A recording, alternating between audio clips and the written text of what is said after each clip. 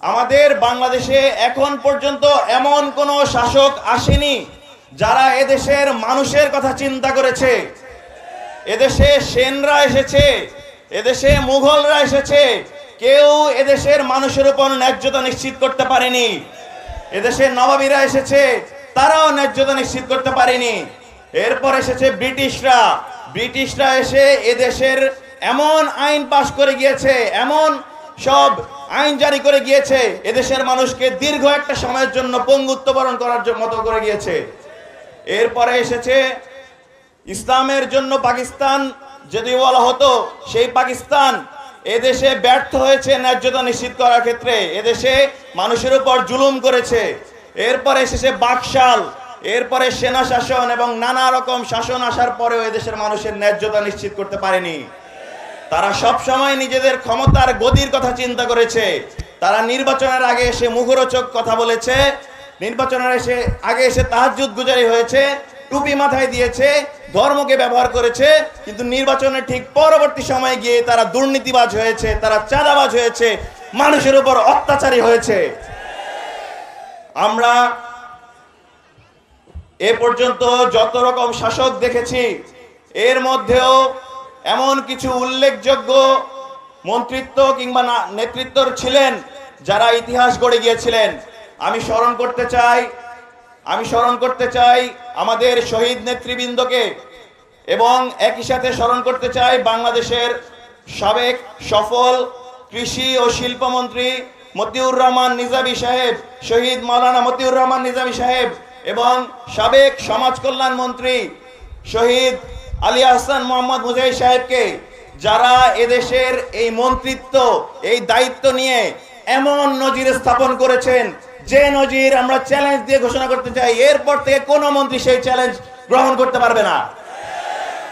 আমরা আজ যেখানে এসেছি, এই খুলনা 5 আসনেও আপনাদের সৌভাগ্য হয়েছে এমন একজন নেতৃত্ব পাওয়ার। আমাদের সবার প্রিয়, আপনারা জানেন এই খুলনা ডুমুরিয়া ফুলতলা 90-এর দশকে কেমন সন্ত্রাসী জনপদ ছিল, কেমন ডাকাত দ্বারা বেষ্টিত ছিল, মানুষের জীবন প্রাণনাশ, যেখানে ছেলে খেলার ব্যাপার ছিল। সেই জায়গা থেকে এই অঞ্চলে অধ্যাপক মিয়া গোলাম পরোয়ার সাহেব এসে যে পরিবর্তন দেখিয়েছেন, সেই পরিবর্তনের সাক্ষী আমার সামনে যারা রয়েছেন তারা সবাই রয়েছেন। আমরা মনে করি এই পরিবর্তন, এই নেতৃত্ব, সৎ নেতৃত্ব কোনো স্বাভাবিক বিষয় নয়, কোনো প্রচলিত বিষয় নয়। যারা তার নেতৃত্বকে আমানত মনে করে, যারা তার নেতৃত্ব পাওয়ার পর কান্না করে, যারা এই নেতৃত্বের আমানত রক্ষার ক্ষেত্রে মহান আল্লাহ তাআলাকে ভয় পায়, তারা কখনো অসৎ নেতৃত্বের ধারক বাহক হতে পারে না। তাদের দ্বারাই এদেশের মানুষের, এই জনপদের মানুষের কল্যাণ হতে পারে। আমরা বর্তমানে যে পরিস্থিতি দেখতে পাচ্ছি, বাংলাদেশের মানুষের উপর জুলাই গণঅভ্যুত্থানের পর যে আকাঙ্ক্ষা তৈরি হয়েছে মানুষের, বাংলাদেশের মানুষ যেভাবে বাংলাদেশকে পেতে যাচ্ছে, ইনসাফের বাংলাদেশ পেতে যাচ্ছে, সে জায়গায় আমরা দেখতে পাচ্ছি আজ এই বাংলার আকাশের এক কালো ঘনঘটা। আমরা দেখতে পাচ্ছি আমাদের উপর যে অব্যাহত জুলুম, যে আওয়ামী স্টাইলের, যেই ছাত্রলীগ স্টাইলের যে জুলুম ছিল, যে শেখ হাসিনা স্টাইলের জুলুম ছিল, সেই জুলুমকে কপি পেস্ট করে আবার আমাদের উপর চাপিয়ে দেওয়ার চেষ্টা করা হচ্ছে। তারা ক্ষমতায় এখনো যাওয়ার আগেই যেভাবে আমাদের উপর জুলুম করছে, এটি আমাদের জন্য অশনি সংকেত। আমাদের মা বোনরা যারা রয়েছিলেন, আমাদের ছাত্র সংসদ নির্বাচনগুলোতে দেখা গিয়েছে তারা এমন কোনো হীন অপপ্রচার চালায়নি যেন নারী শিক্ষার্থীরা, আমাদের বোনেরা আমাদেরকে নির্বাচিত করতে না পারে। কিন্তু দেখতে পেয়েছি আমরা আমাদের বাংলাদেশ ইসলামী ছাত্র শিবির নারীদের সর্বোচ্চ ভোটে নির্বাচিত হয়েছে বিশ্ববিদ্যালয়গুলোতে, এবং একই সাথে তারা এটিকে ভয় পেয়ে আমাদের মা বোনদের উপর নোয়াখালী সহ বিভিন্ন জায়গায় নানাভাবে ভয়ভীতি প্রদর্শনের চেষ্টা করছে।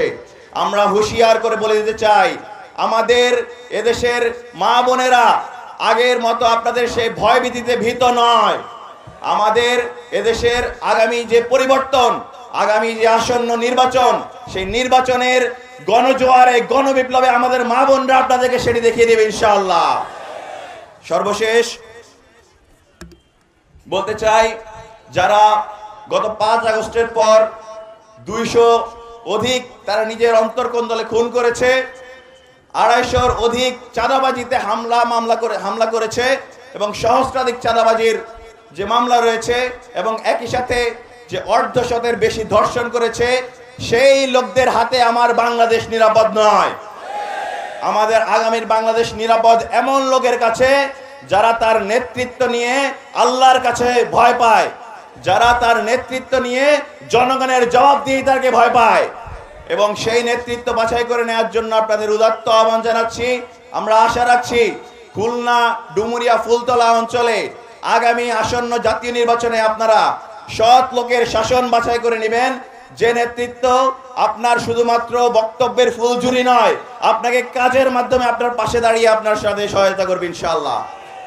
সেই জায়গা থেকে এই খুলনা 5 আসনে অধ্যাপক মিয়া গোলাম পরোয়ার ভাইকে এই জায়গায় আপনারা নির্বাচিত করে নেবেন, এটি আমাদের সকলের বিশ্বাস।